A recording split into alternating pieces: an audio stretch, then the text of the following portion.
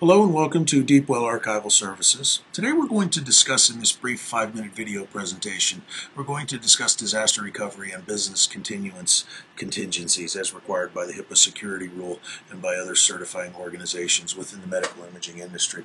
Now we're going to talk about the typical implementation, how a storage architecture typically might address DR and BC contingencies, and then we'll talk about the terms themselves a little bit. What does DR mean? What does BC mean?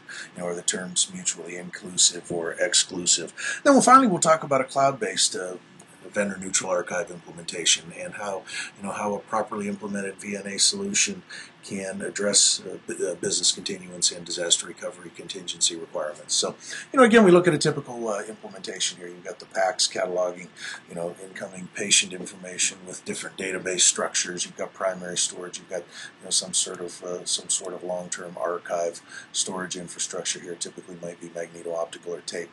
A common scenario that we're starting to see is a hosted implementation for storage replication for a secondary copy of your primary storage. So, let's talk about the terms. First of all, what does disaster recovery mean? Well, disaster recovery implies that you have to have exact copies of your diagnostic study information available typically in a separate geographic location that can be used to recover information in the event of some sort of catastrophic data loss. So what does that? Typically that means in the past that's meant a magneto-optical or tape copies either on a shelved location or in a robotic implementation that's at a separate location from the primary storage. Okay, that almost always implies shelved media management. That can be, again, a very difficult architecture to manage.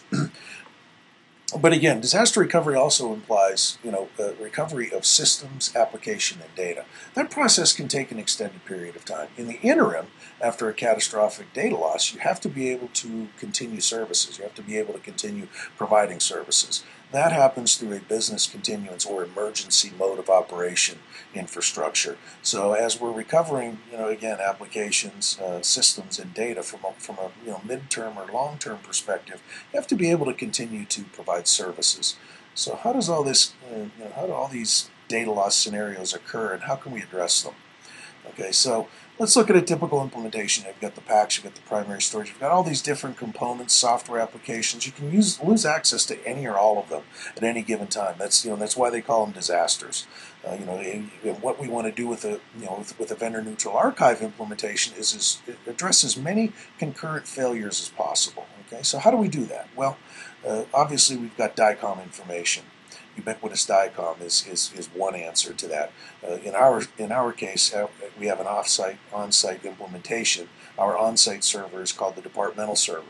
This is fully DICOM 3.0 conformant. So any viewer application, if you were to lose your PACS, you might have a DR, disaster recovery-based viewer application that can come in directly into this archive and access study information. Okay, so fully DICOM conformant. DICOM feature rich. Well, obviously you have to support the different DICOM command sets. Although this is not a PACS solution, it has PACS-like functionality. We don't have, with Deepwell, this server is not 510K approved, so we don't call it a PACS. But it's DICOM feature rich. It has a lot of that PACS functionality to enable access to this critical information in the event of a loss of the PACS or a loss of the PACS database, loss of access to the primary storage. Remember, we're acquiring image data in real time here. So if the primary storage went down, the PACS viewer can come directly into the archive. Again, if the PACS itself is down, you could have a DR viewer technology out here that could access information directly. Also, I say you have to be on-site, off-site. We're acquiring image data in real time when we're serving as a temporary image cache here. We're also immediately writing multiple copies out to multiple data centers to provide that long-term disaster recovery copy of all your critical information. So again, to kind of wrap up here, we've got an on-site, off-site implementation that's fully DICOM 3.0 conformant.